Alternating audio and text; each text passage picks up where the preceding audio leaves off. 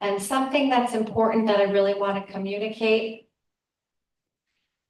We may very well not be able to answer every single question that we get tonight.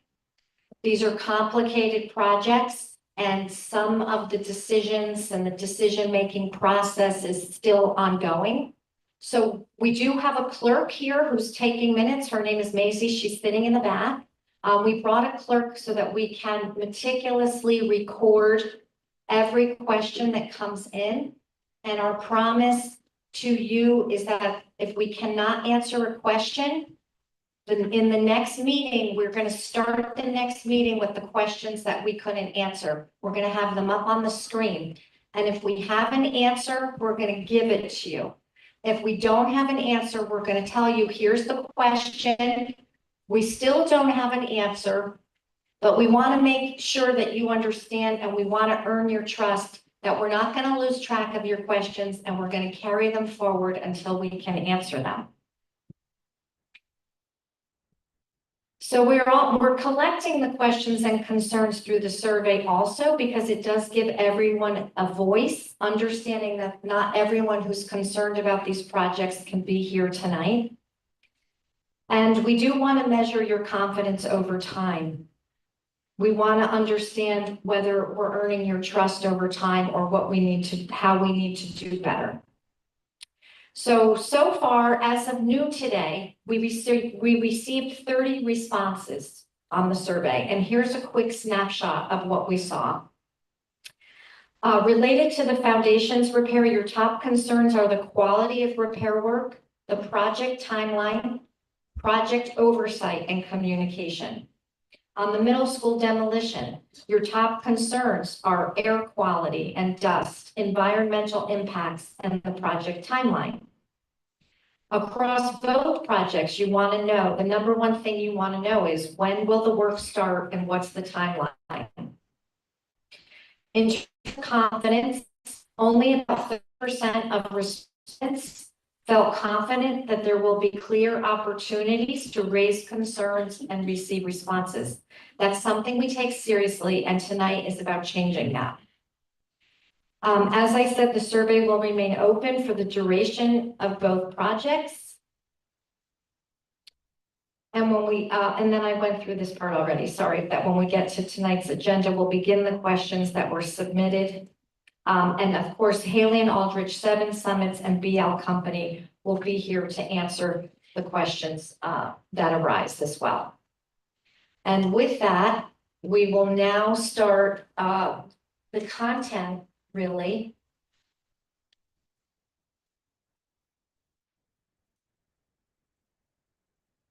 The meat and potatoes, if you will, of the presentation. So I'm going to turn it over to Haley and Aldrich. They can just hear me. I'm pretty loud. Sorry, I'm pretty loud. I put you over there. I thought you. Okay, that's one. Just gonna do it with us. Oh, okay. We're both gonna do it. Okay, good. Hello, my name is Chris Harriman. I'm the environmental lead on the Foundations project, and I'm here with Jeremy Haw, who's the geotechnical engineer and the engineering lead on this project. Next slide. As we started the project, which was approximately a year and a half ago, the first step was to identify where the eligible properties would be to include in this evaluation. What was decided by the town was to use all of the environmental information that had been gathered over the last 20+ years by the various consultants and led by the Connecticut DEP, and look at the properties that were within the consent order boundary, which is shown on the figure here. There's a blue line around the whole area that I'm sure we're all familiar with. There's also a couple outlying properties that DEP added on some years later. all the little numbers you see in there are the addresses of approximately 305, I believe, residential, well, non-public properties. And to be eligible for the initial assessments, you have to be one of these properties that is shown on this plan. The DEP, through exhaustive analysis, determined that these were the areas this area of the consent order boundary is where the environmentally impacted waste fill is located. And they also created the link between the environmentally impacted waste fill and the foundation issues. Also within this area is where the remediation was done. Okay. All right. And within the area is where the where the DEP identified the waste fill, the environmentally impacted waste fill, and they also created the connection between the waste fill and the foundation issues. So we are building on that connection as we move forward. Next slide. I'm Jeremy Hama, geotechnical engineer with about 25 years of experience evaluating and designing building foundations. What I'll talk about now is the process that we're in, and we've started that about 1.5 years ago. And I'll give you an update on where we are today. But first, I just want to outline our process with a focus on when property owners will interact with us as the engineer. So first, starting about 1.5 years ago, when we started our work, we sent questionnaires to all 305 properties and asked for access to those properties to do an evaluation. And once we visited the property, once that was arranged with the owners, we made an assessment, both visual and looking at the exhaustive information that's already out there about whether that property would be eligible for this program.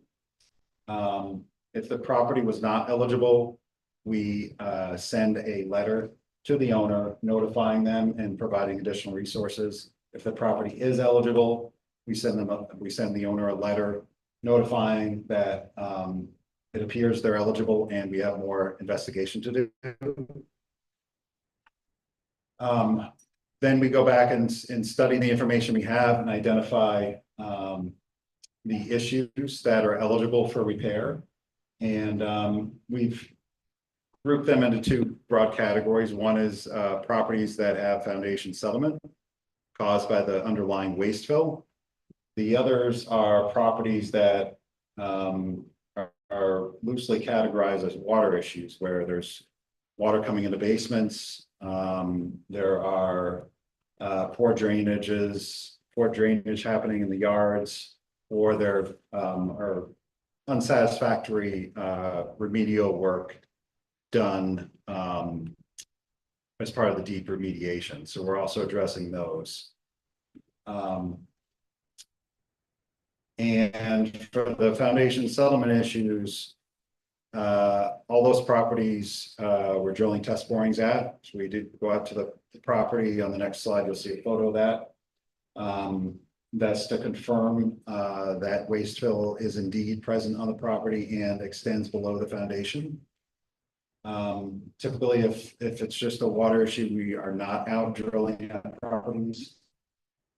Once we finish the test forms and our analysis, we send the owner a scope letter, which tells them that here are the eligible issues, or here are our findings from our visit and our analysis and investigation. Here are the eligible issues that can be corrected as part of this project.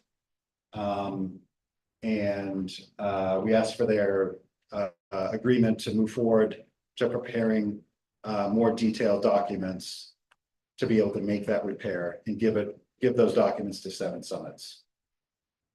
And once we have that owner approval agreement with what we will intend to repair, we move forward with construction documents. Next slide, please. So here's some statistics on the progress today. Again, we've sent questionnaires to 305 people, or 305 property owners. We followed that up with another 5 rounds of outreach. There was another mailing, another certified mailing. There were 2 rounds of in-person outreach. And we just recently went back through the property rolls and found roughly 10 properties that had switched hands, and we have reached out to those new owners since we had started the program. So as of when we did that last month, we've made exhaustive efforts to reach out to everyone. Coming back, we had 188 questionnaires returned to us. Of those, 158 properties requested that we visit their property, and we ended up completing 145 of those assessments. And what came out of that was 75 properties have eligible repairs, and 70 properties do not, of the properties that we assessed. We know there are properties that we haven't been in touch with out there that have issues based on information we have. So we know that in reality, there's actually more than 75 properties in the neighborhood. We just haven't been able to be in touch with those owners. I mentioned that when we go out to a property and we see issues with our foundation, we do subsurface investigations. We've completed 32 of those. And once we do our evaluation, we notify the owners we're done and tell them what we propose to repair. In a letter, we've sent out 36 letters and received owners' acceptance on 23 of those. And below there, you can see where we've completed our outreach, the scope of our outreach that ended in the fall. We will still talk to homeowners who haven't been engaged yet in the program. We will still make assessments, so it's not closed, but we're not actively outreaching anymore. Based on the responses we've seen in the properties we looked at, we think we're about 90% done with our investigations. We have completed 50% of our evaluations and reports on properties. And we've issued,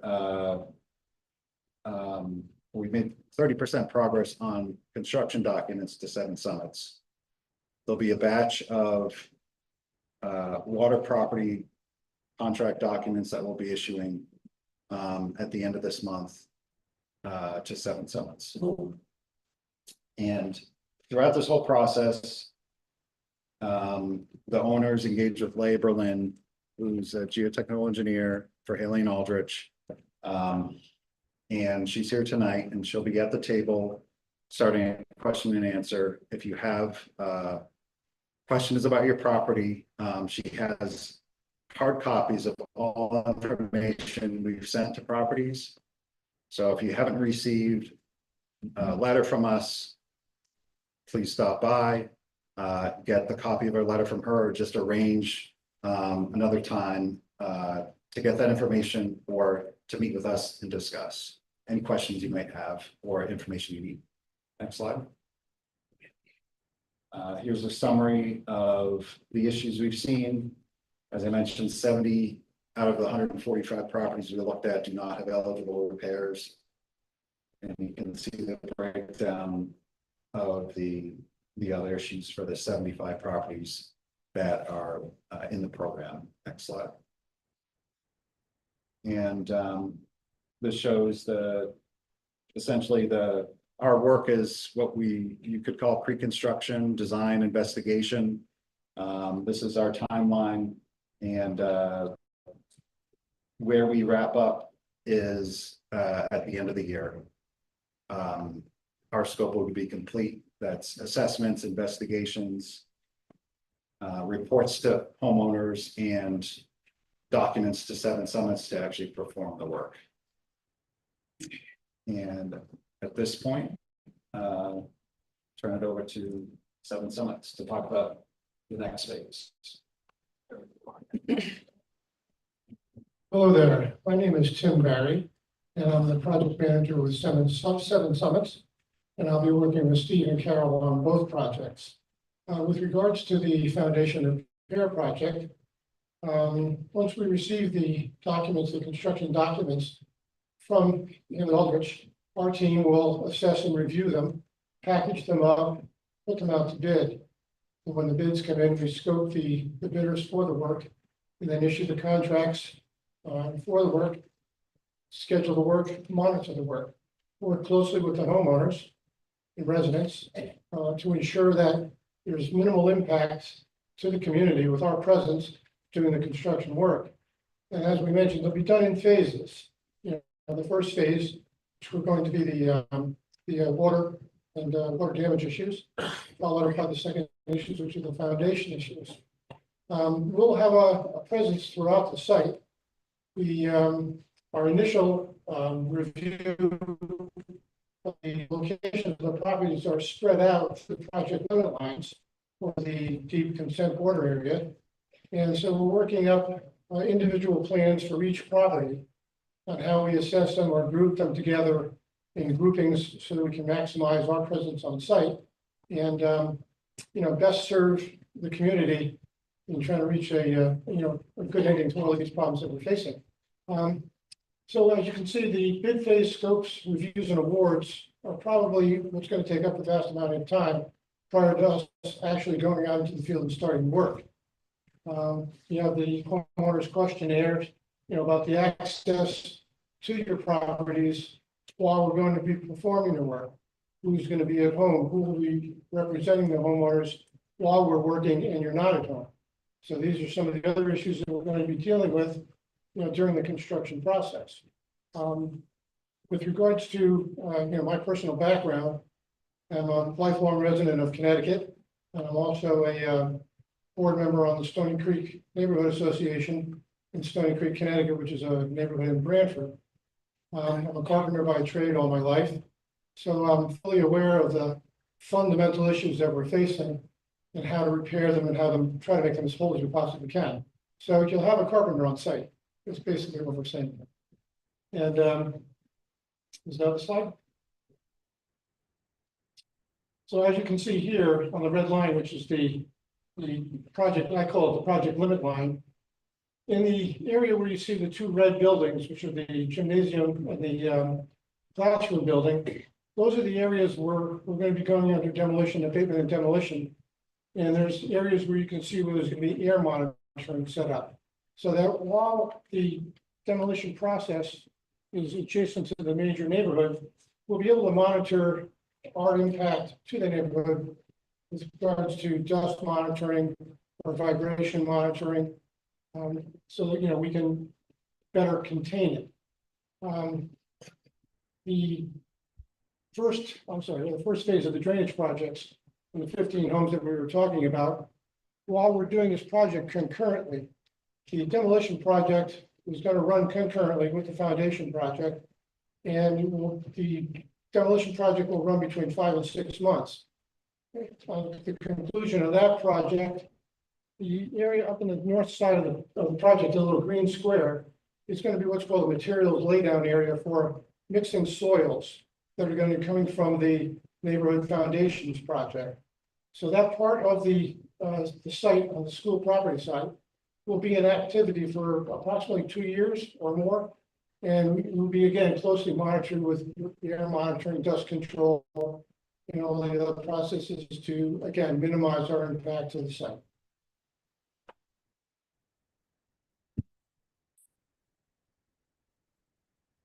Okay. Good evening. My name is Sam Haydock. I'm a licensed environmental professional working for BL companies. I have over 30 years experience working on the investigation, remediation and demolition of brownfield sites throughout Connecticut. I was actually first involved in the Hamden Middle School site back in 2013.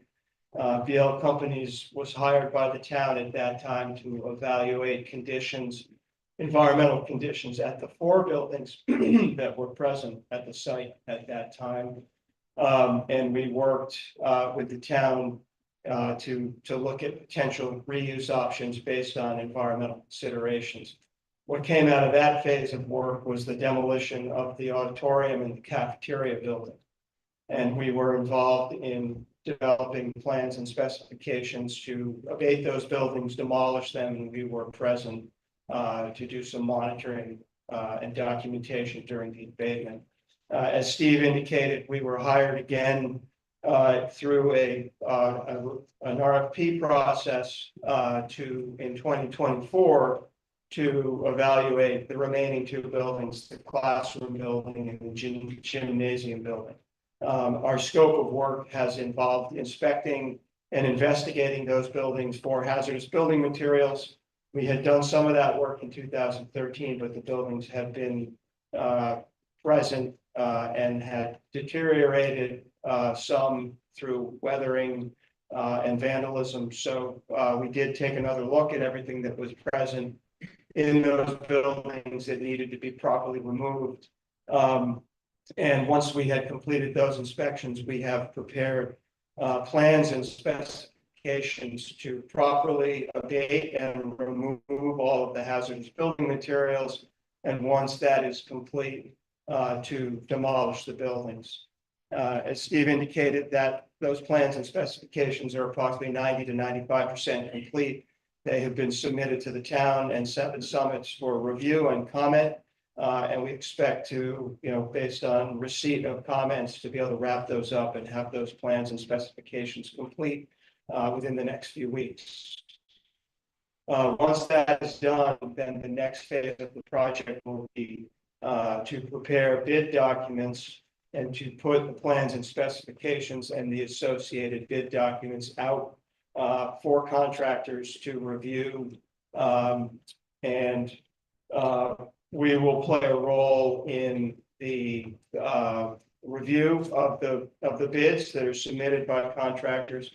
Contractors will be evaluated based on their licenses, based on their experience and work at similar projects, references, any legal claims or failure to complete projects. The goal is to engage contractors that have experience doing this work and have a successful track record completing that work within the bounds of the town's procurement process. Once the contractor is selected, they will work with 7 summits to establish the schedule, mobilize to the site, abatement of hazardous building materials, which are at these sites asbestos, lead, and PCB containing materials will be completed first.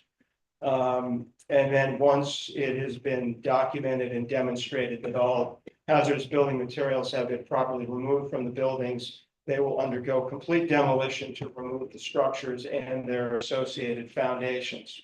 The last step in the process is to restore the site, which would be to fill any, and I guess the demolition process may also include selective removal of some asphalt surfaces.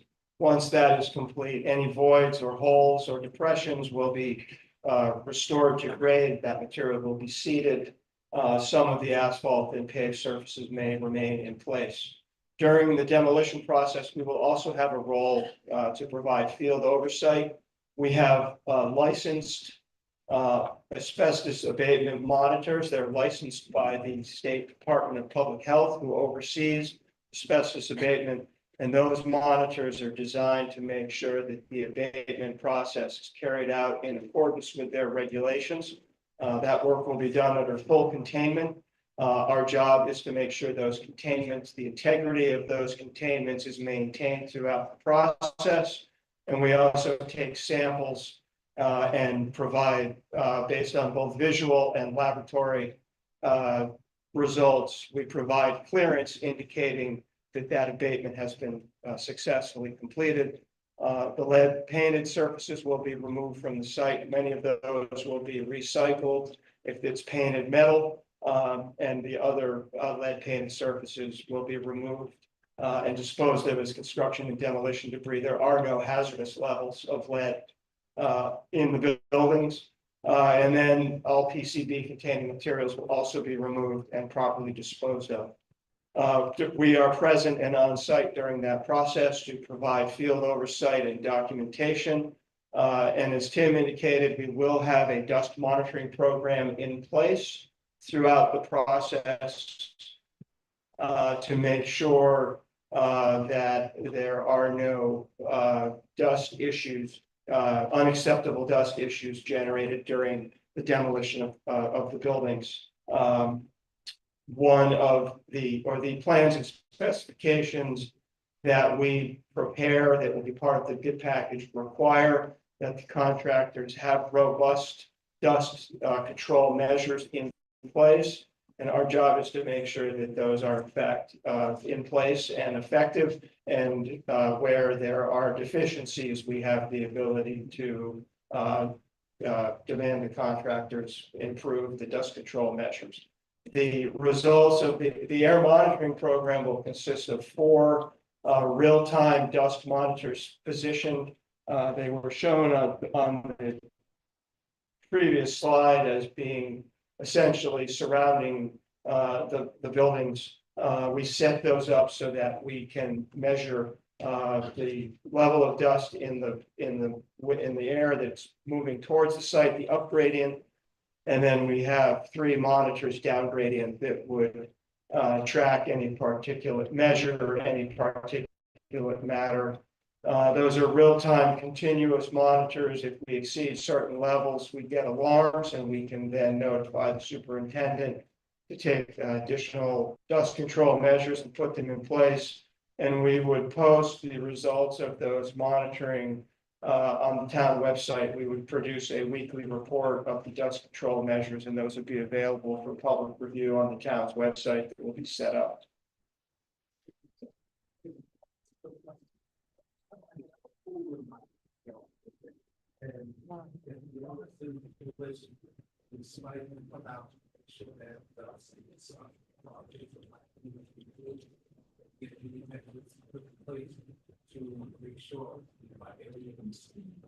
Yeah, our perimeter, our air monitoring program is a perimeter air monitoring program, so that we will be monitoring dust levels at the perimeter of the work zone.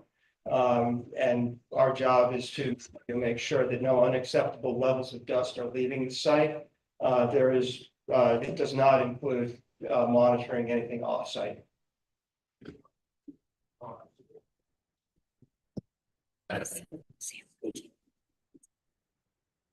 Thank you. We're going to just hold questions, please. We're going to finish the presentation and then we'll go to a Q&A time. So if you can hold your questions, please, so we can get through with the presentation. I'm going to turn it over now to Seven Summits. Thank you, Sam. Yep.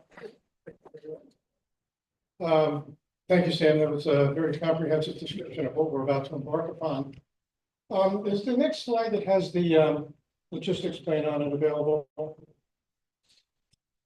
This might be a better way to look at it from this point. Current activities are the next steps that we're about to take. This graphic here indicates our proposed mobilization on the site of the Hampton Middle School. And again, you can see the 2 buildings in red, the existing classroom and the gymnasium, which will be abated and demolished. And around the site, you can see the red fencing, which is currently in existence. And then we're going to modify the fencing on Newhall Street and bring it down to the street and create 2 construction entrances off of Newhall Street. Those will be the primary entrance points to the site.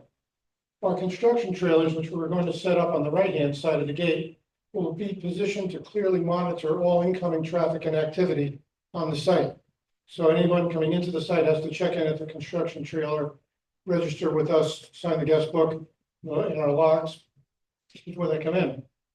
Up the center of the site, there is going to be a temporary construction road or access road built, which will basically enable the incoming trucks for the demolition and abatement processes to go through the center of the site and exit back onto Newhall Street, avoiding any activity on Mill Rock Court with the demolition and abatement, processes. Along the way, you'll see down on Newhall Street where we're going to have our foundation project signage, which we referenced. There'll be QR codes on the signage so that you can check in with air quality, air monitoring quality reports and other issues that the town is going to post on the website. Further up again, the green area where you see the proposed laydown area, serves a dual purpose. Whether you can see the vehicles are parked up there for construction parking, also some other parking down on the left-hand side of the site and some more parking by the trailers. Up in that area is where the proposed mixing point will be for mixing soils coming in off of the foundations project. There isn't really any other place in the neighborhood to take these soils, get them off-site, off the property sites where we can adjust mixing them to make them more suitable for reuse, and up in that area there. That area will have us, after the demolition process is complete on the site and the site's been fully remediated, that area in green will remain in activity with access coming in off of Mill Rock Court. There's not anticipated to be a lot of truck traffic or vehicle traffic coming in and off of Mill Rock Court. It's only going to be associated with individual properties within the foundation's repair project. So there's going to be a minimal impact in that area.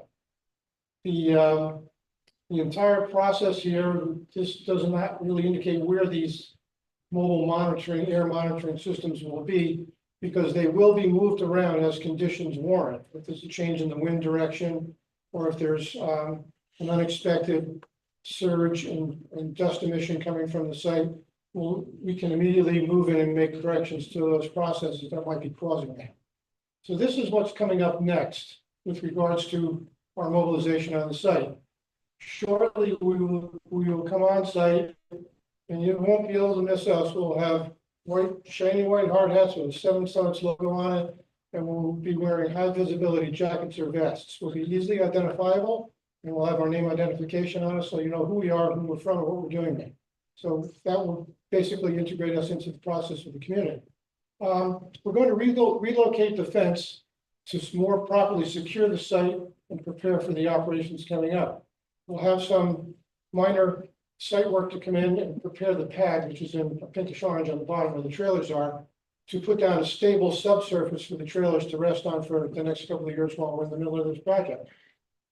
Those trailers there that you see will be for the duration of the demolition project and for the foundations project. So we plan to be there for the entire duration of both projects, and that'll be the central point of communication and contact for us. Those trailers will be delivered within the next 4 weeks on site after we do the preparatory work for it. We're going to bring in temporary electrical power for those trailers and also for the demolition and abatement processes. And we're also going to bring in a water line off of the street for dust control that's going to run up to those buildings. In a nutshell, that's pretty much what that site's going to be looking like within the next 6 or 7 weeks.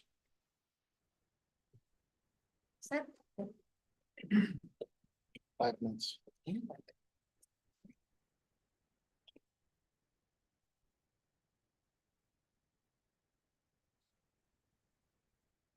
Yeah, I think we're 5 minutes ahead of schedule. I'm happy to report. And we're gonna get ready to move into the Q&A portion of the season. And as we mentioned, we're gonna start, first of all, thank you all for being here. Thank you for giving us the updates on the projects. And we're gonna start with the questions that came in through the survey, and Tina's gonna moderate the Q&A session. And if you're in the audience and you have a question and you don't have an index card, raise your hand, we'll get you a card. You could write your question down. If you have your question written down and you haven't handed it in yet, could you just hold it up? So Linda can come around. As we'll start collecting those as well, and we'll start moving through the questions. Thank you. Okay. So we're going to jump right into the Q&A questions, and again, these are questions that were posed on the survey. How soon will the work begin? And this is regarding the middle school. How soon will the work begin? I think you turned- Yeah. Middle school. Stephen, I think you turned it on. Well, This is okay. Okay. well, Do you, I guess, go ahead. I'm not sure it's on, okay. With the work beginning, the first portion of work will take place is mobilizing the site, getting the site ready to perform all of the abatement and demolition processes. We anticipate starting that within the next week or two to get people down on site, bring in the power to get the trailer pad site ready and to put the gates up and secure the site while the construction documents are under review and being prepared for bidding. I think we talked about a couple weeks to get the plans and specs wrapped up. Probably a couple weeks to prepare the bid documents and get those out on the street for bidding. I think ultimately we're hoping to be in a position to have an award in place and a contractor selected by the middle to end of May. I think is where we've it's not set in stone, but I think that's the idea.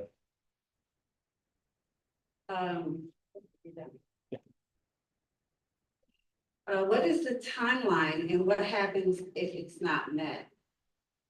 It's still about the middle school.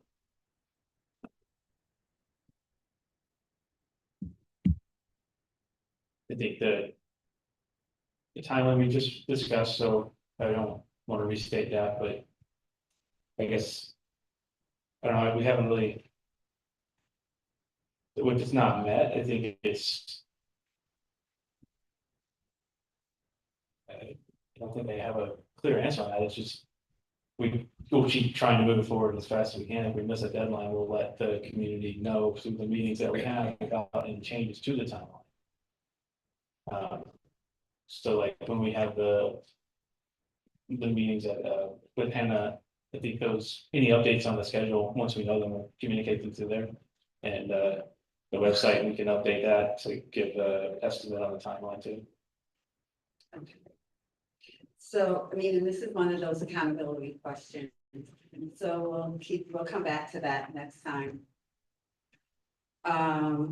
The next question, school has been abandoned for 25 plus years. What will it take to have a project completed within the time manner?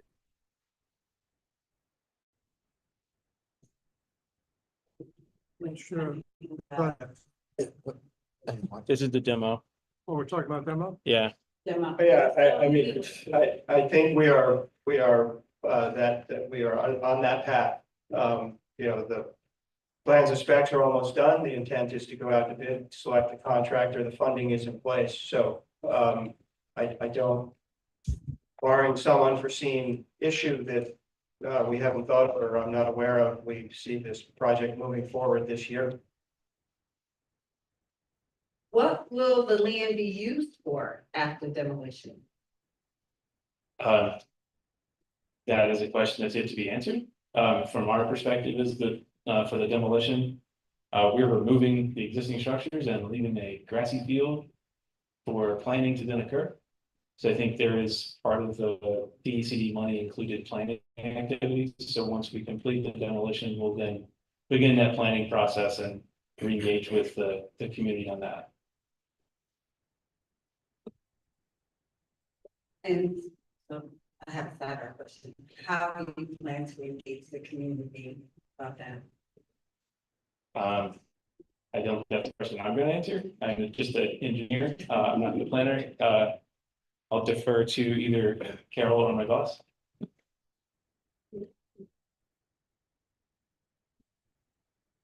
So what comes next is a big question, and I think we're gonna have to listen very carefully to the community and come together and have a series of meetings to discuss different options, and from there, eventually choose a path forward. But I have no preconceived notions. I'm agnostic about what comes next. It's such a big property, parcel that perhaps multiple things could be done. That's just the way I'm thinking about it now, but it's gonna be a lot of listening and talking about it before anything's decided.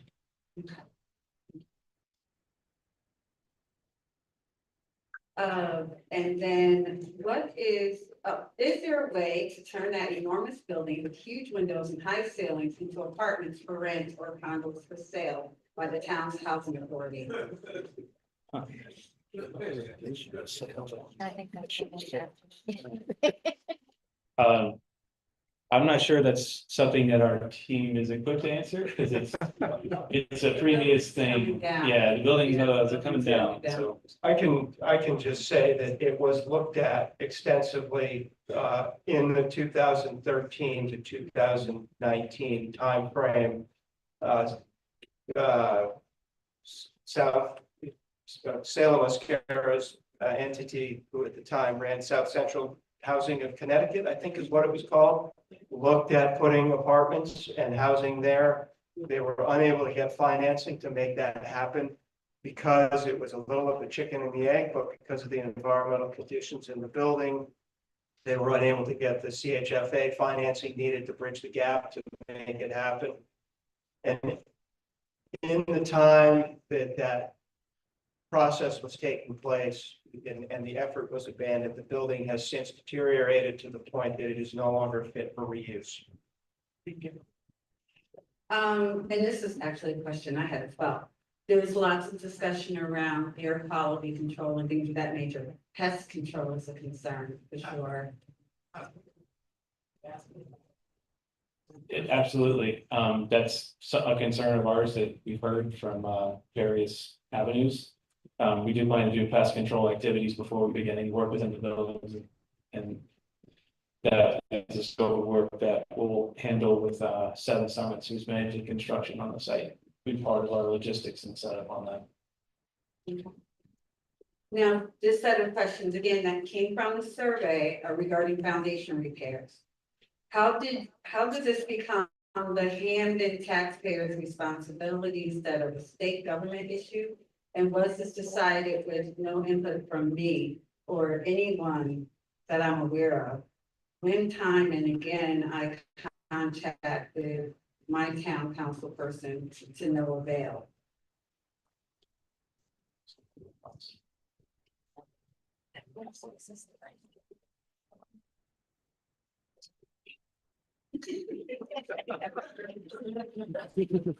Sure, I could try. Specifically with the foundations, it looks like it's mostly, it's about half state money and about half local with a little bit of federal funds in there. And I'm not exactly sure of the story behind that, but it's why the town's taking the responsibility to do this. But I would say that this is an important need, and if other entities aren't doing it, then it's up to the town to start that. Do you have any? The building's been up for 25 years. Oh, no, this is. Foundations too, that's been going on for 50 years. So like it's past due. All of this is way overdue. And it's time to step up, and I don't know where the money, I mean, I know where the money's coming from, but let's just make it happen. Yeah, there's definitely a history lesson in this whole thing, and there was time that the town did receive funds from the state to do the work, and the work wasn't done properly. So this is why it is also the responsibility we feel of the town in addition to the state, and the money's coming from the town and the state. The next question, will the repairs on my home include replacing windows and doors damaged by sinking foundations? I think this is a Mildred's question. Yeah, so, yes. If there's damage from a sinking foundation that is sinking because there's waste fill under it, yes, all the repairs necessary to correct that would be included in the scope that we develop.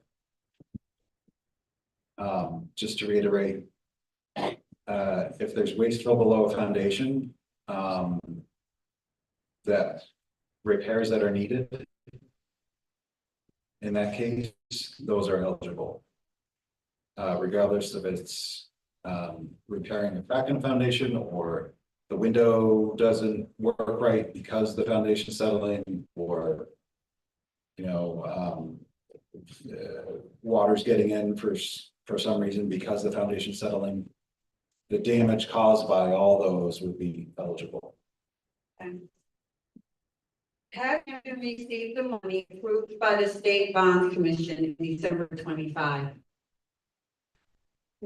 Received full approval by the bond commission. This is the $8 million grant is a reimbursement grant, as are 99.99999% of grants that the town receives, meaning we have to pay in increments and then get reimbursed by the state. So usually, the state will work very closely with the town to try to meet our financial needs. So for example, if we need to submit money for reimbursements, they will make that happen. Generally speaking, we submit on a quarterly basis. The next foundation question. Will health issues be a concern once drilling and jackhammering in the house? I think this is a construction impact. Tim, do you want to take this? Question. If there's jackhammering and work done in the house, is that a health concern, or how's that monitored? How's that addressed? All work being performed in the house in any of the homes will be performed per all building codes and compliance requirements and all OSHA requirements. So any work that's going to be going on the property will be in full compliance with regards to safety and health. And may I just ask one question before you? I hear you. I'll give you the mic. Will the homeowner be made aware when you're at stages where there will be drilling and things of such? The homeowner will be made aware before we begin those procedures. Yeah, thank you. And does this project have any plan to relocate anybody because of the extensive nature of the foundation repairs? From the construction point, we don't have that information yet. We have not reviewed in full the entire bid packages of each individual property coming out. And they will be addressed on an as-needed basis. Right, or short-term relocation while you're doing the big time work and then they come back. That's, no, you're gonna use all. These questions are actually for both projects. Who is doing the work and what's their experience with this type of project? So maybe if we could hear your years of. Sure. As the construction project manager, I have a lifelong career in the construction trades. As a tip, I'll tell you that I started when the New York Jets won their last Super Bowl. And my experience, I have extensive experience in large commercial projects, demolition and abatement projects, institutional, educational, retail, gaming. Spent a number of years up at Fox, I've worked extensively with Hartford Healthcare and Yale Healthcare. And also I just finished a demolition and abatement project in West Haven at Notre Dame High School. So this is all fresh on my mind, and it's something I've seen many times in my career. And I'm reasonably confident that with the team that we have put together here, that this will be a successful project. Alien Aldridge? They're asking about experience. But this is experience, no, Is this No, it's both. construction? It's both. It's Yeah, but foundation. I'm sorry, Seven Summits is the construction manager on both projects. Yeah. So they'll Oh, be yes, looking at- yes, So yes, their yes. answer applies to both. Got it. Did everybody understand that? So because Seven Summits is overseeing both projects, is their experience that we're really looking at? I think I can add a couple things to that, sorry. Yeah. I think Sam, when we were discussing some of the bids and the work, you were mentioning how, like, when we evaluate the bids, we're looking at qualifications of the bidders, we're looking at like their history, previous projects, et cetera. So like, we don't have that contract team for the actual construction end yet, but part of that work we do with our design team and the construction manager is looking at the bidders and making sure that they are qualified to do the work so that we know that we have someone who is competent and capable, sorry. Is that? Yeah, and I'm. The folks who we have on the oversight committee will be able to weigh in on the folks who are having, who are being considered for these contracts. Correct? It's a procurement question. I don't. And the reason I'm asking because, and I can speak for myself, there are contractors we do not want in our homes. We feel very strongly about that. And so we want some say in who is going to be coming into our homes and doing the work because they've done damage in the past, and so. Okay, so let me just take a minute here, and say that Maisie in the back, if you could make note of this, Maisie, this issue that I think Tina, we will have further discussions on that, but that is heard. That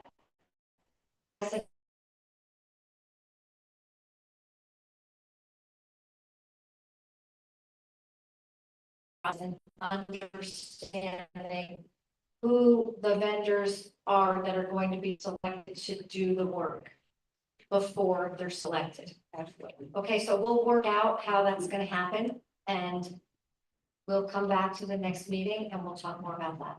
Thank you. Thank you.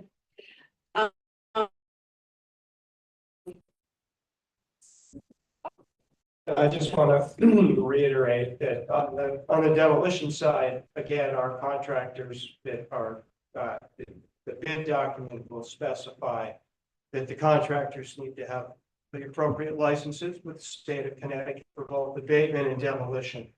Obviously, they need to have insurance. They need to have experience with similar projects. They need to have, they need to be able to represent that they have not, that they have no issues, that they have no instances of not completing work under contract, and they need, we also check for OSHA relations and OSHA status. So there are a number of criteria that we evaluate, that we require the contractor provide information on to help us evaluate which contractor gets selected for the work. I would just add to that, that considering the state funds that are helping to pay for this work on both projects, the state has requirements, also procurement requirements, and vendors need to be registered with the state, et cetera, et cetera. So that's some level of oversight, but I hear, you know, it doesn't solve all our problems, but it's just something I wanted to add. Right, because we know they check those boxes. the Yeah, last time. not right.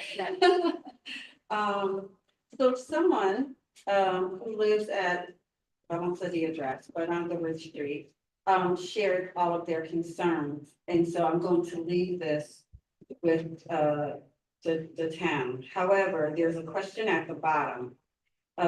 Use of my water for this project will cost me money.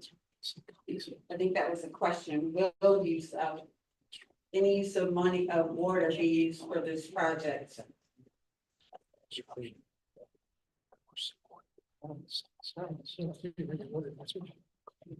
I don't think so.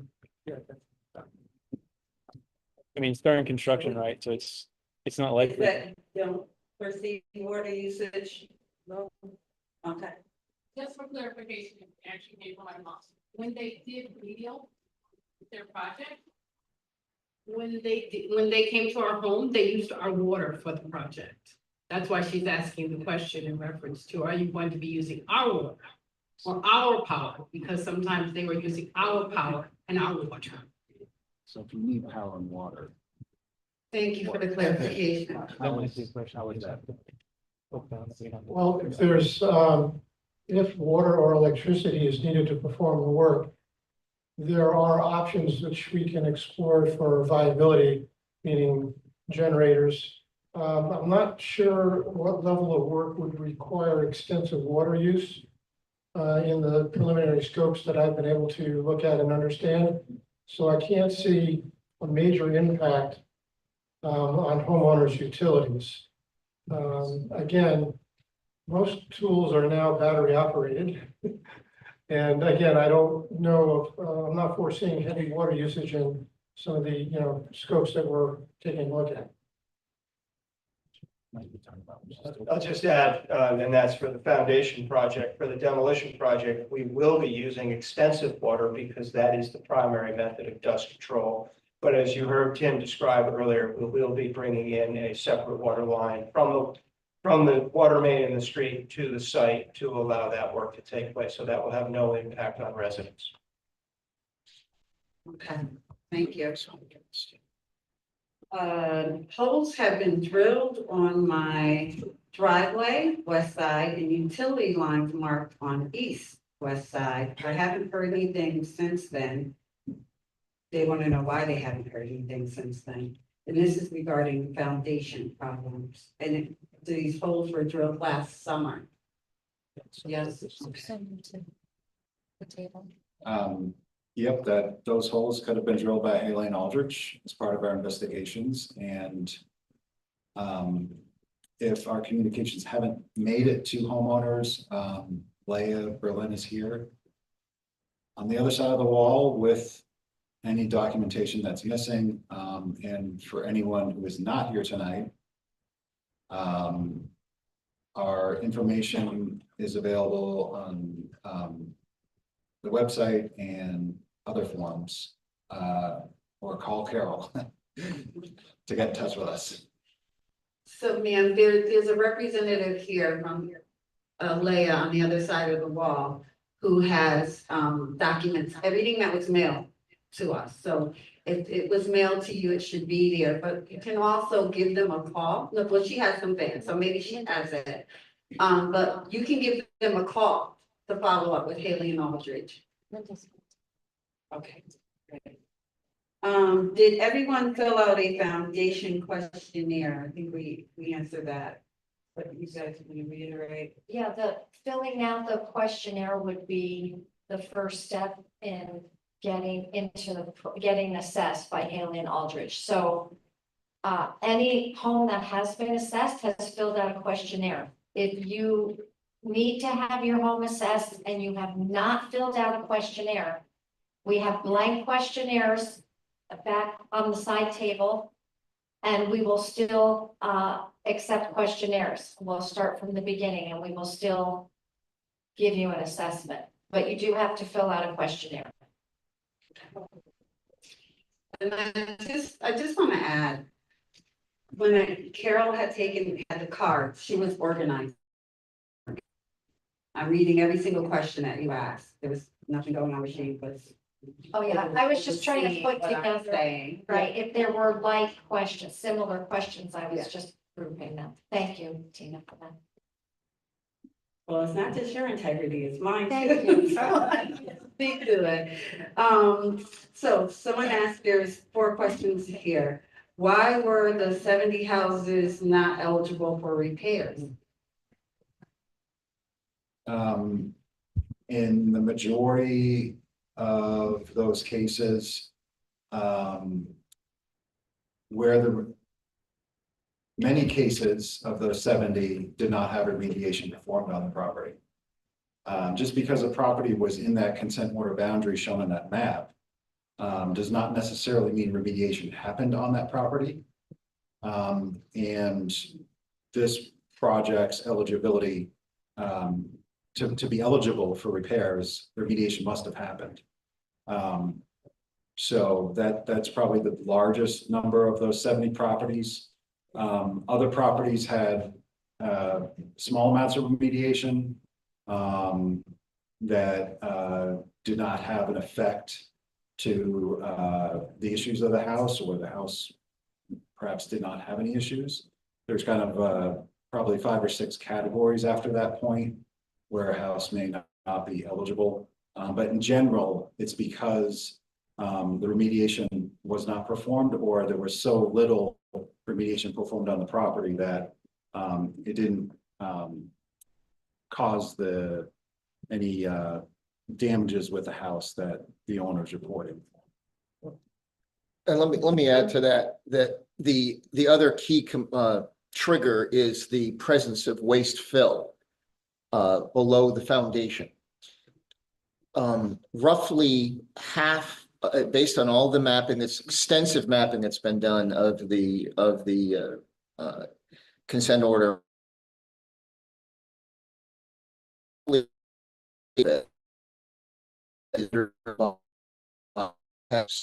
Fill, half does not. It's not like the whole neighborhood is underlain by waste fill. Just for a rule of thumb, just about half of it is. So in those cases, you could have a house that's on perfectly good soil, natural soil, no waste fill under it. And that would. I hope I read this correctly. If I don't, I'm asking whoever wrote it to please, help me out. I will be able to have I'm not sure what this word is, on the plan. And then it says window. There were 4 questions. I'll read the other questions and then maybe it'll jog someone's memory. The third question, who will vet the contractors? That was you? Oh, okay.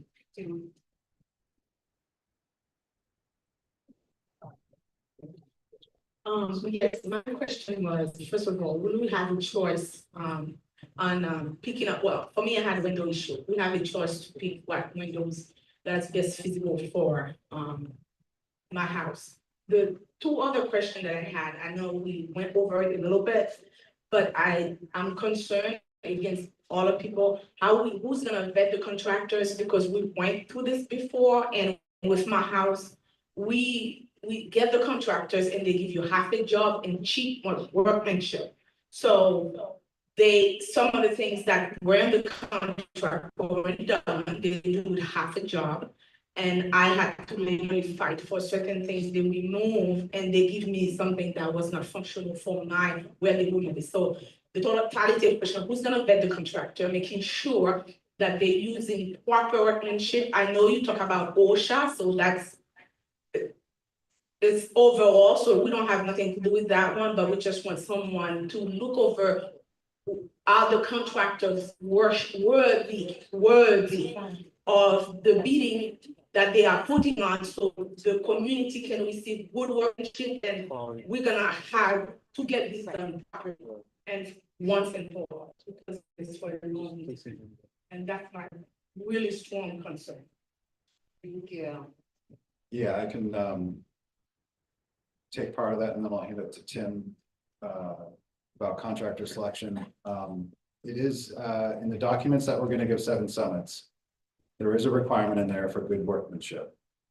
There is a requirement that if the contractor damages conditions that are not supposed to be damaged, they repair it completely. So there are quality requirements in the documents showing what they're going to do for work that contractor is bidding on.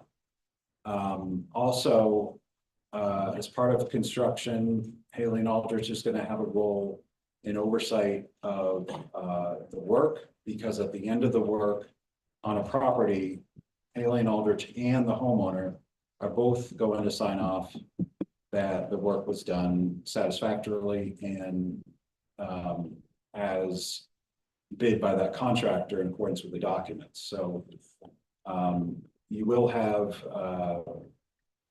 the homeowners will have themselves to check the work, and also a third party, Haley Aldrich, checking the work as well. Yes, with regards to quality control, the plans and specifications are reasonably and fairly explicit in the tolerances that have to be achieved on all work. But first and foremost, we have on-site supervision, which on a daily basis will be inspecting all work being performed, making sure that that work is being performed to specification. And our field personnel are quite good at this. They can spot it. Again, my own history and background as a carpenter, I can walk into a room and can see if work is not within specification. That work will be stopped. The work, if it has to be replaced, the work will be replaced. Again, if it's not meeting specification, it will not be accepted. Can't say more than that. And so this question, it's a good segue to this question. The folks who are on the oversight committee that are part of Hannah, how will that role fit into this project? Thank you. I'll take that question. So the town is still in the process of finalizing the plans for an oversight structure. And what is on the table for consideration right now is an oversight committee that will consist of representatives from the town, finance director from the town, two resident representatives. And that oversight committee will meet monthly to review invoices, consider any problems that come up, any decisions that have to be made. They will flag issues that need to go up to what will be an executive oversight committee that will consist of the mayor or his designee, again, a community representative, town attorney, for some of the more challenging decisions and issues that this project will face. And I say it's in draft form now. There's a few steps we have to go through. We drafted a concept. I've discussed it with you. We've made space for residents. And that is, there's just some work going on at the town to look back in terms of precedent, in terms of how these committees may need to be authorized by the legislative council, et cetera. Council members also have seats on both of these committees. Sorry if I left that out, Rhonda. But of course, you will. So we just want to work through some of those issues. It will stay in draft form. We will work on it with Hannah. We'll work on it. We'll get input from all stakeholders before I will say that that structure is final. I will say that it will be required by the state of Connecticut before a contract is signed. This is a requirement of the funding. So it will happen. We're just still, it's something we're going to come back at the next meeting and give a little more detail on because it's not quite solid yet. Did I answer your question? Well, it wasn't my question, but Did I answer the question that I'm you looking at asked? did it No. answer your?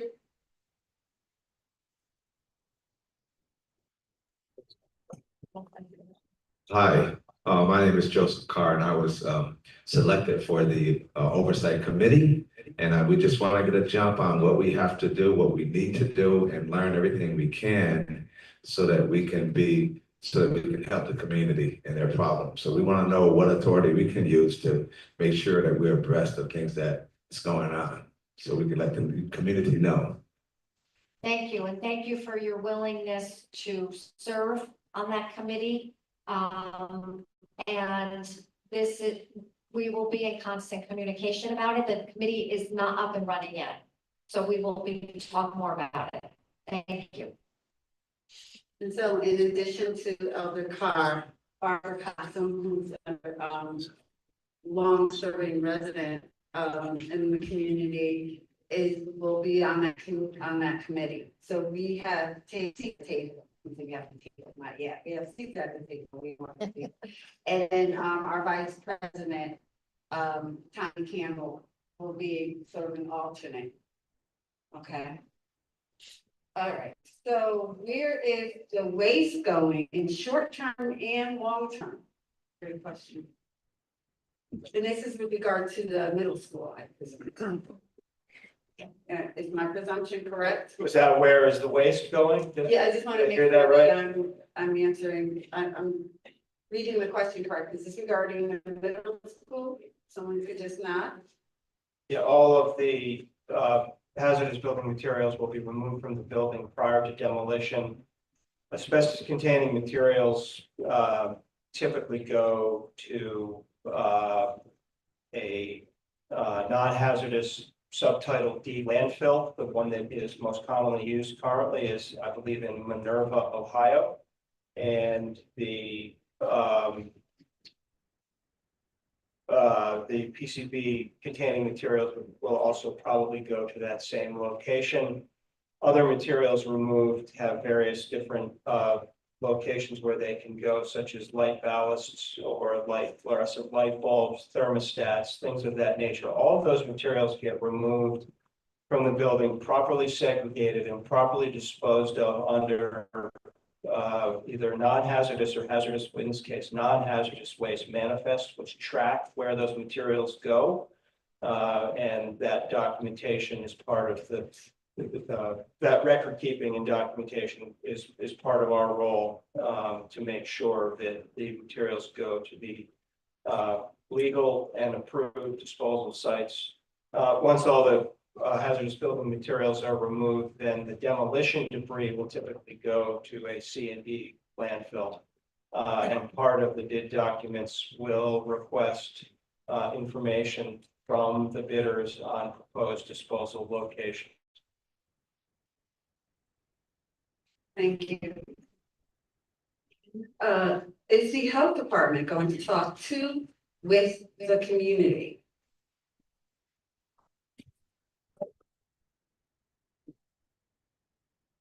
You repeat the question. Is the health department going to talk to with the community?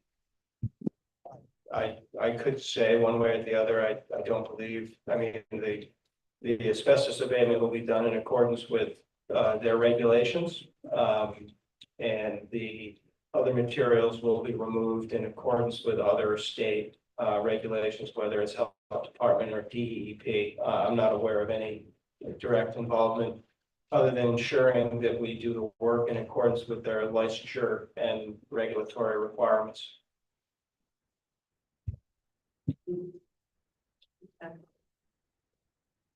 Maybe we can talk about that offline, getting someone down to ease the concerns of the community with regarding the air and what happens once the building comes down. Okay, Basie, I don't know if you're here. Okay, I got a thumbs up. Basie's got it. Thank you. Okay, thank you. So that's going on our parking lot list and it will be revisited when we come back. What happens to site once it's demoed? Do you use soil for what?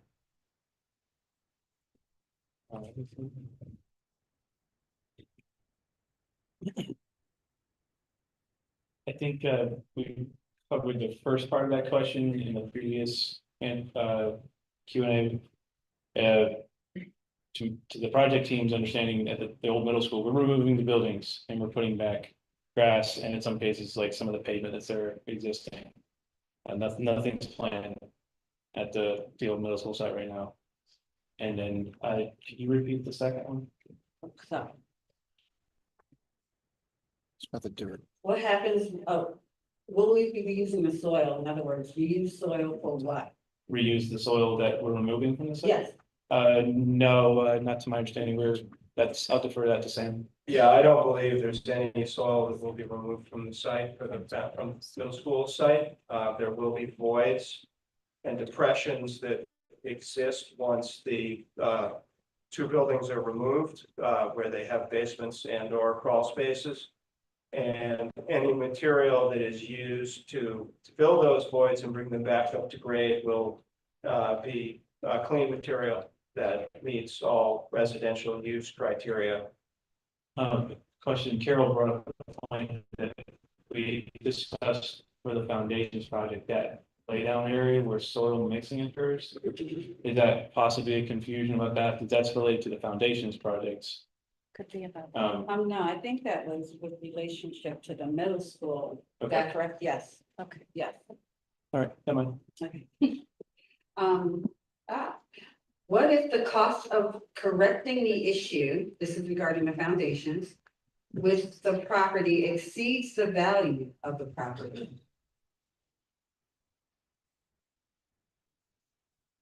I'll take this one. We do anticipate that there may be a few homes, we don't know how many, where the structural issues are in such excess of the value of the home that it may be that a purchase and demolish. We do not know that for sure yet. That's based on assessments to date. And, you know, and this is one of the issues where the oversight, these conversations have to happen here, they have to happen in the oversight committee, they have to happen at the executive committee level. And my guess would be that the state of Connecticut will have something to say about this as well. Our intention is to give as much agency to the homeowners as possible. What do I mean by that? If it's possible to, for example, because the state most likely won't let us spend money on repairs that far exceed the value of a home, but maybe it's close enough that we could say to a homeowner, we can pay up to this amount and give a choice to the homeowner to possibly pay the difference. I don't know, that's a thought, but sorry? Yeah, it's definitely a parking lot question, it's complicated, it's difficult. And we will include the homeowners, all of these conversations and the decision-making process. And this is one of the many, many reasons why it's so important for homeowners to come out to take, not just what Hannah is sharing with you, the information we're obtaining about your homes, but to go about it yourself, to call Haley and Aldridge and find out what your status is, to take down the information, the names. I wrote down the names of everybody who's presenting today, because I know who to go back to when there's a question, right? So they're not going to be coming out every week, every month. So we need to, aside from the folks we have who will be sitting on the oversight committee, you want to know for yourselves what the status is with your homes. And we're trying to give you enough information to empower you to take the ball and run with it. And then you can educate the neighbor on the left or the right. Right? So just want to get that in there. Will the slides be on the Hamden website? The first question. Tomorrow morning.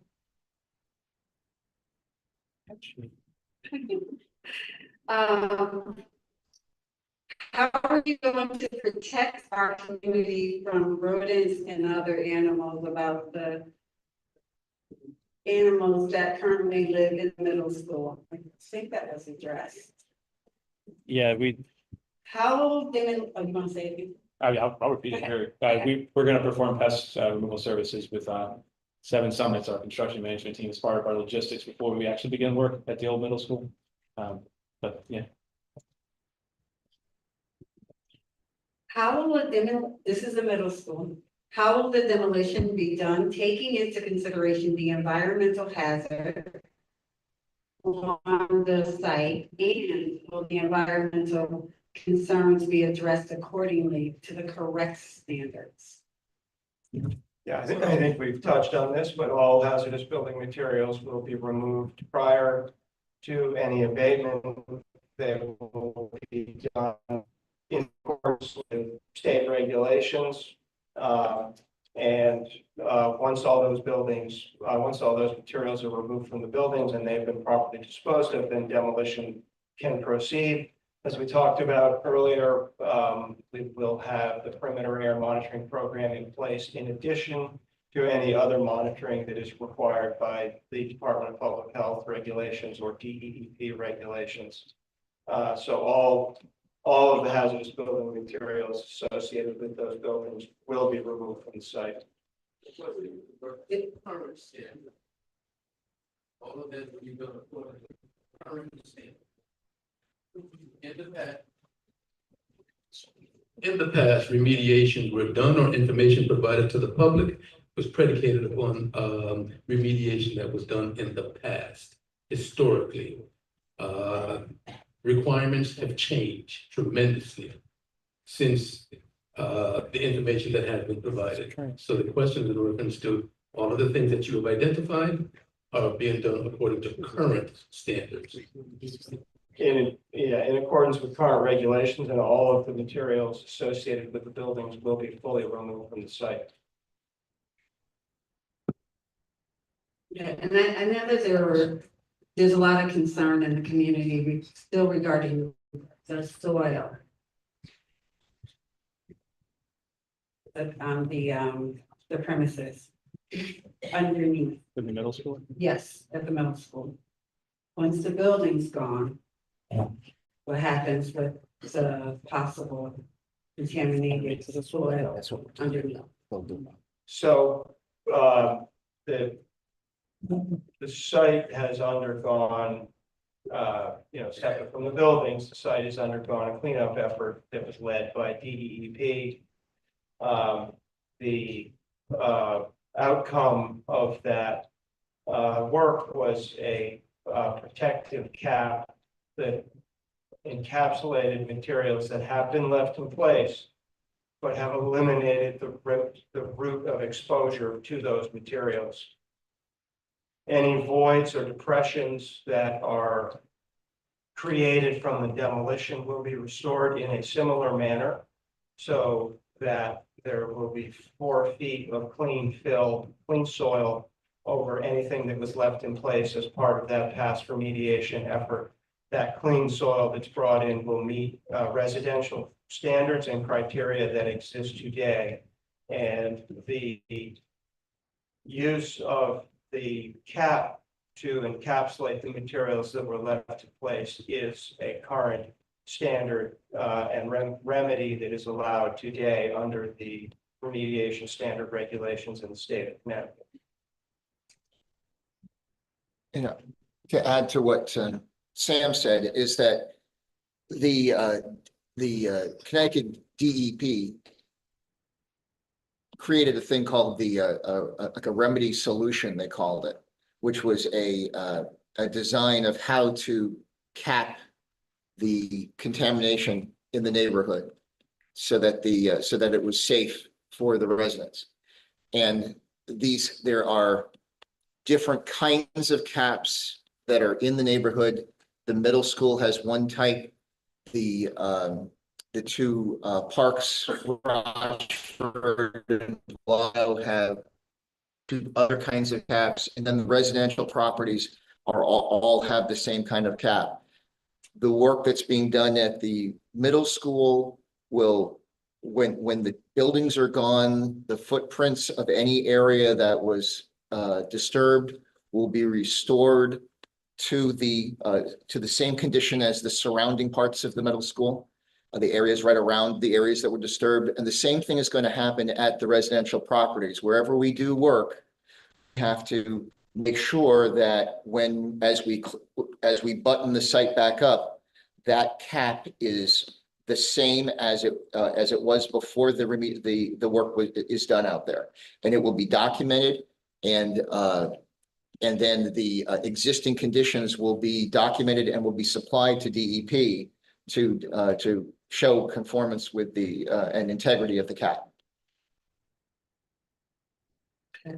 I know we're running close to time, but I've been given permission to ask the remaining questions.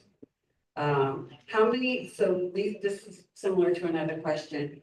How many houses will be included in the first round of repairs? Will the conclusion of each repair make the property whole? And then someone else asked, a very similar question with regard to,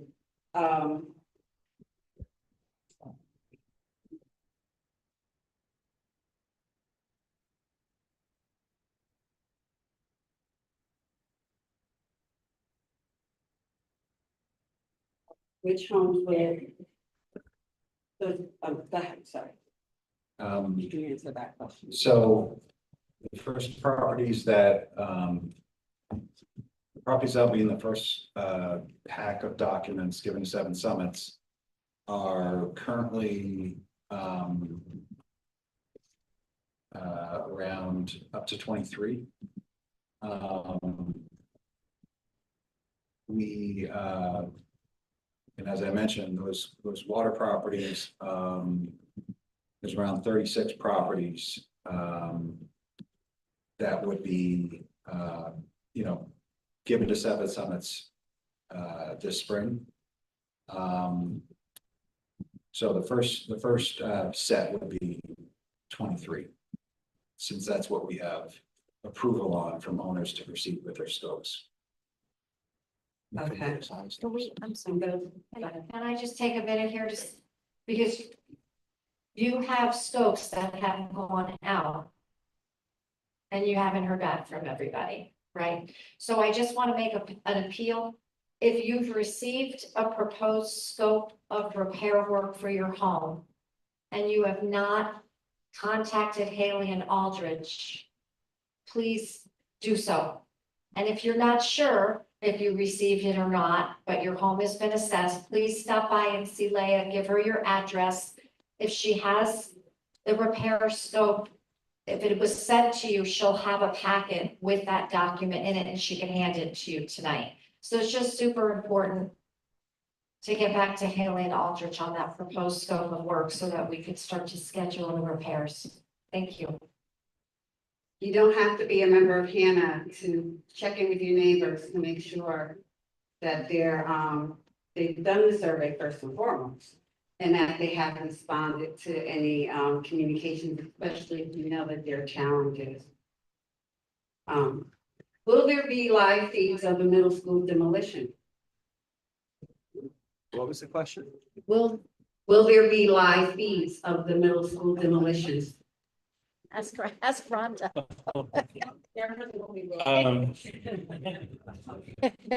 don't know if that's something we've thought about, but I'm open to discussing how that might be possible. I'll have to, Maisie's got it. Maisie's written it down for the So that's parking lot, going on and parking we'll lot. have to make sure we discuss it with our consulting team so we can safely do that. I don't want to give too much.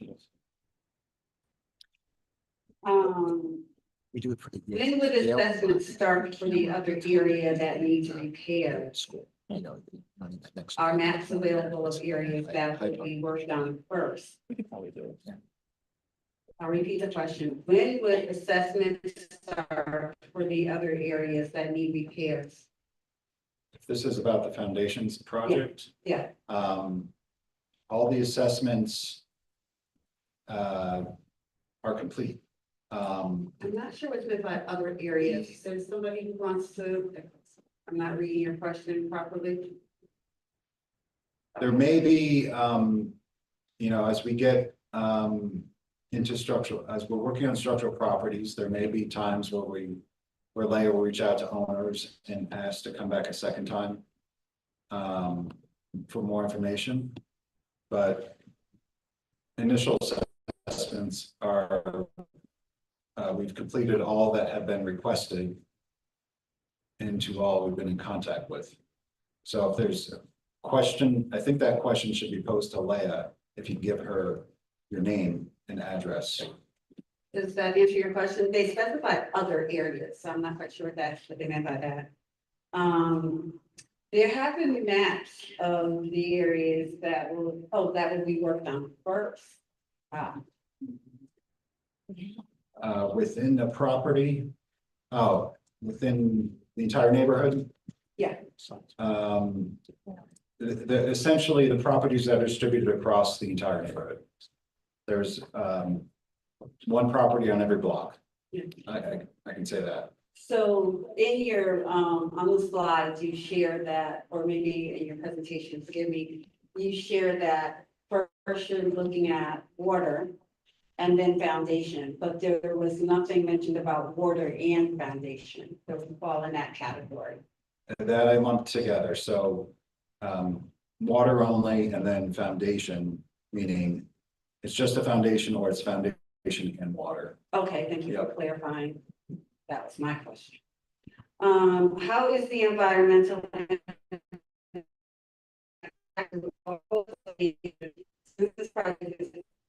projects, plural, are happening at the same time in the same area? That was the environmental. How is the environmental impact being tracked through all of the phases since these projects are happening at the same time in the same area? Again, I can speak for the middle school project. And again, it's important to understand that the hazardous building materials and their abatement and removal is the first step, and those will be removed. Again, in accordance with the regulations, we will have the perimeter air monitoring program running during that time. However, for instance, asbestos abatement is done per regulation under containment, which means if you have an interior area with asbestos, it is sealed in plastic. Part of our job as the monitors is to make sure those containments are not breached, making sure they're effective. There are typically air monitoring devices associated with those containments to make sure there are no fugitive emissions as the asbestos is disturbed. And then we, as I said earlier, we clear the areas both visually to ensure that all the asbestos containing materials are gone. And we take samples in those spaces to make sure that the air in those spaces is safe for reoccupancy by the construction workers who have to go in there to perform the demolition.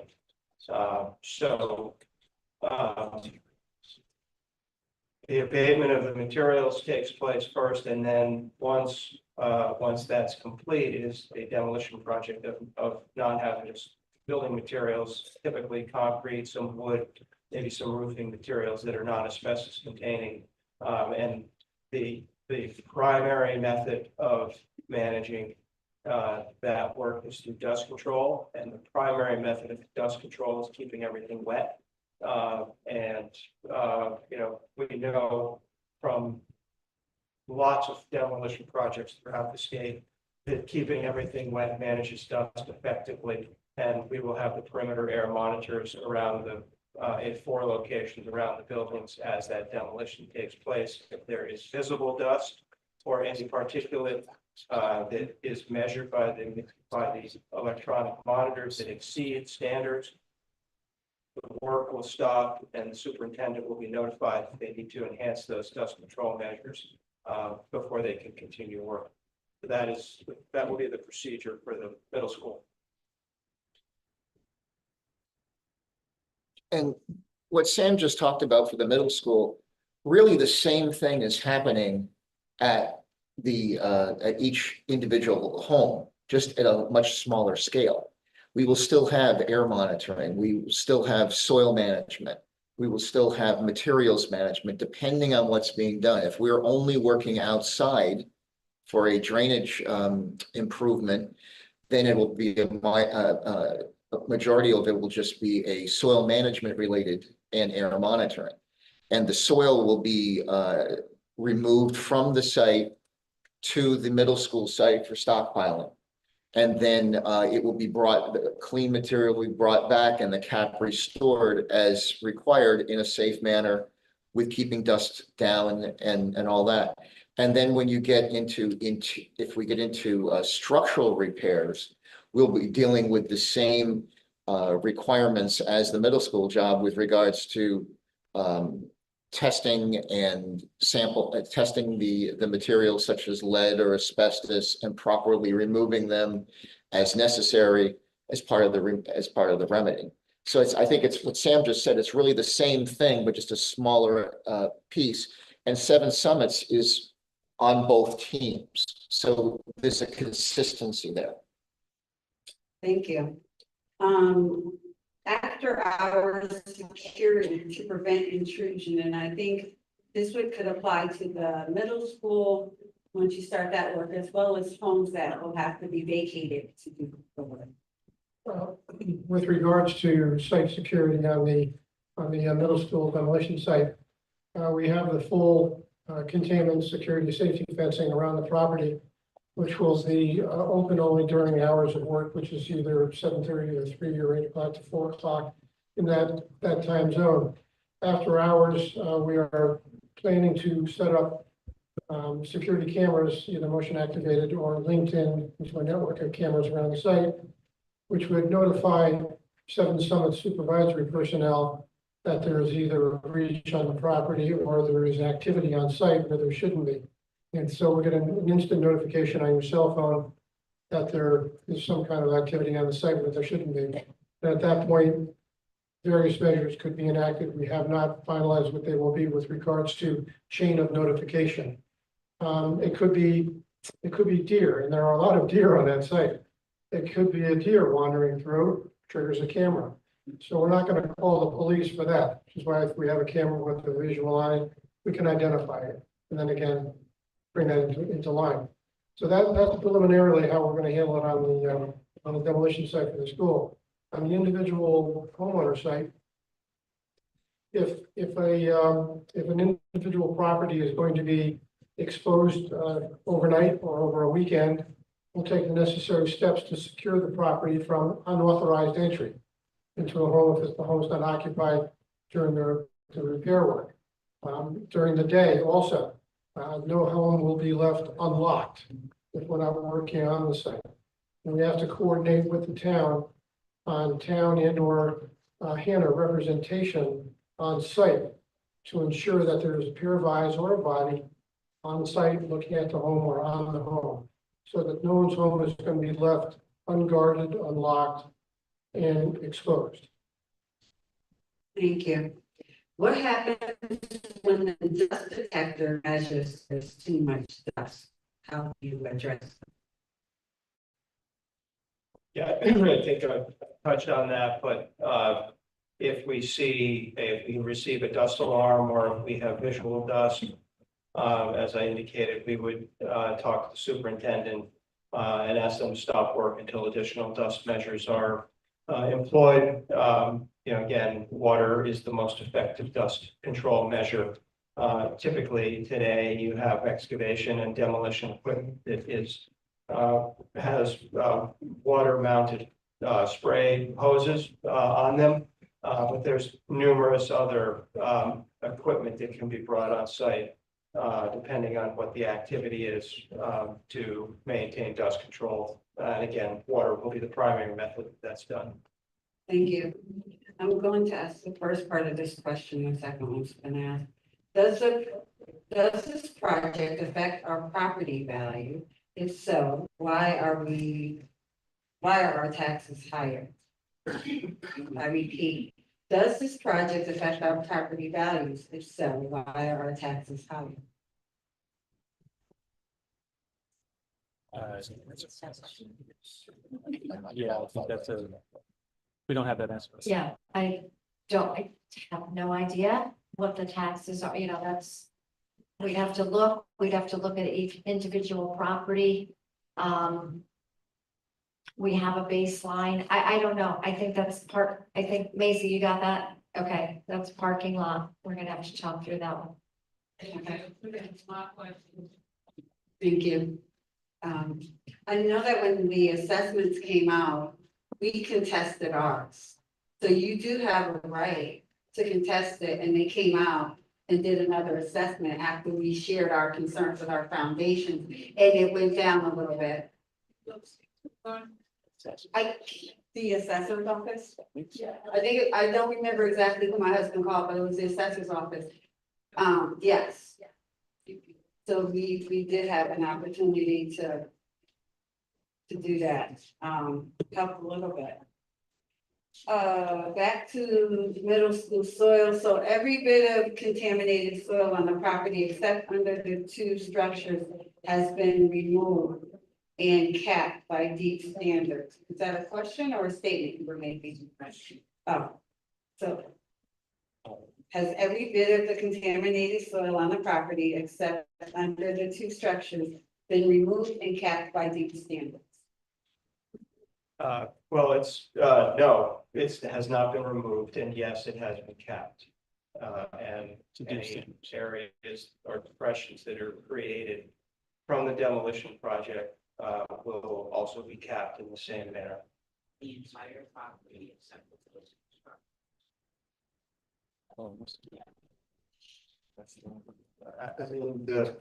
This project focuses on those two structures. There was a previous, as Chris indicated, there was a previous remediation effort. Excuse me? Yes. So she's just. Wait, I have. Also, we can hear you. It's hard for us to get background information on what exactly took place in 2010. I think it was, so 2013, when this whole area got torn apart and 4 feet of soil removed or less in some areas. But no one seems to be able to clarify for the residents what exactly took place on the middle school site. It consisted of 3 buildings.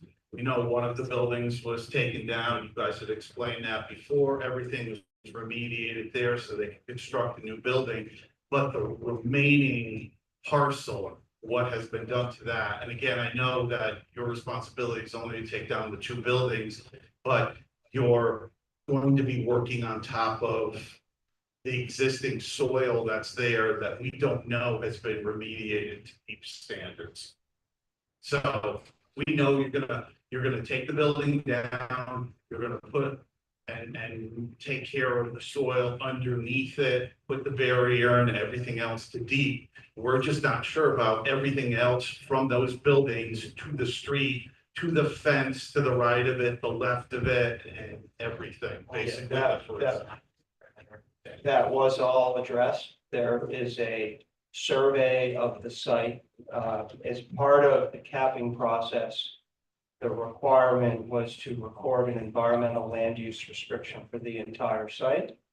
And the environmental land use restriction is recorded on the land records, and there's a survey that goes with the environmental land use restriction that shows how that cap was constructed.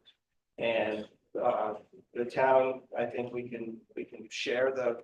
It's already on it's on the engineering project webpage, the survey that Sam references, along with the remedial action report describing the work that RWA and their consultant team did, because I think they were the ones that did the soil on that property. Right. And what that survey will show is that soil areas that have no cover on them from the street back to the limits of the property that was subject to remediation, and I think that includes the fields behind it, was in fact excavated down with 4 feet of material removed and or brought in so that that top 4 feet is clean.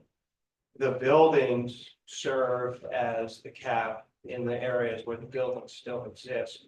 And there's also pavement and the tennis courts, which also serve as a part of the cap. If those remain, they will continue to serve as the cap, and the ELUR in fact prohibits their disturbance. If any of the pavement or the tennis courts are removed, they would be replaced with 4 feet of clean fill. Our scope of work for the demolition does include removal of the foundations and then replacing that, like kind of Yeah, I think hole would be there with clean fill. So the foundations. For the classroom building. Yeah. For the classroom building, I think the basement is at least 5 feet deep, maybe deeper. So there's going to be 5 feet of clean material brought in to fill that hole. I think on the gymnasium, it's similar, maybe not quite as deep, but at the end of the day, if we have to remove anything to get to that 4 foot thickness of clean soil, we will, but I don't think we have to. I think that one's also just about 4 feet. Yeah.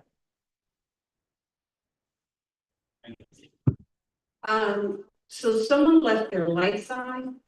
It's a Subaru license plate BM 43378. Don't know what color it is. Subaru license plate BM 43378. Your lights are on. We can take your question for the, oh, oh, you want to make a statement?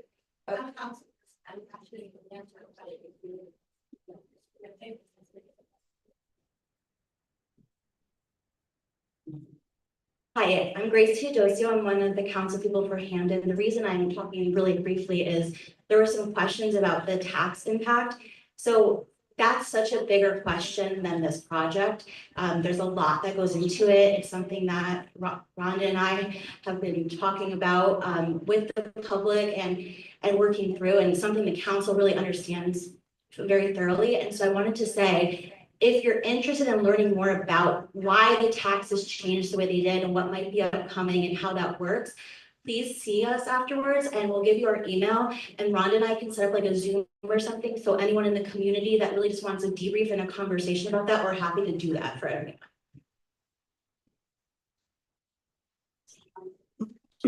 And so you might want to start collecting that information, only because we have to be respectful and we have to vacate the building very shortly. What is the warranty on the job? And I'm assuming this is for the homes? What is the warranty that will be offered on the work being done on the homes? I'm just gonna read all of them. And who will check after a time to see if the job was holding up? It's holding up after a while. And how do you know where the contamination started and ended? So that is at the school? So I think we talked about that part. But the question is what would be the warranty to the homeowners? And who will be checking after the work is done to see if the job was holding up?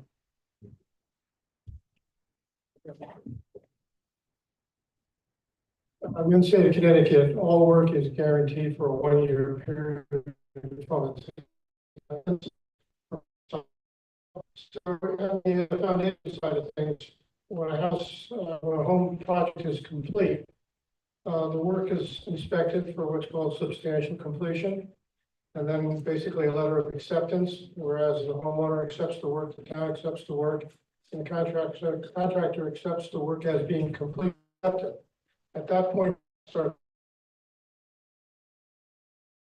there are any deficiencies or defects that arise, which could be either product malfunction, product failure, or even craftsmanship or installation failure, they can be addressed within a 1-year period under the terms of the contract and the laws of the state of Connecticut.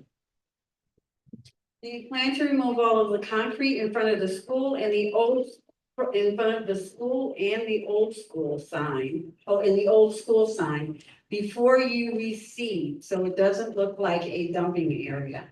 Yes. Thank you. Yes, yes, put that on microphone. Yes, thank you. The last question, will there be a consideration for protecting our swimming pool on property from air quality and dust and debris? We open the pool by the end of May and will we be given notice and testing of the water in the pool?